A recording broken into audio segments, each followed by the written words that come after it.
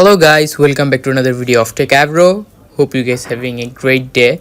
In this video I'm gonna walk through how can you change time zones on iPhone. So guys, to do this, at first just go to your phone settings.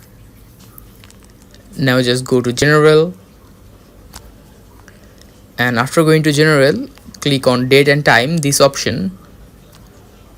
Now here you can see set automatically this option. Just turn off this option, and here you can see time zone. Just click on this time zone and just set the time zone that you are in. And after you have set the time, just go back and the time has been set.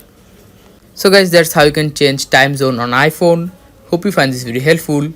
If you have found this video helpful, then give a thumbs up and don't forget to subscribe to Techavro. Thank you so much for watching the video.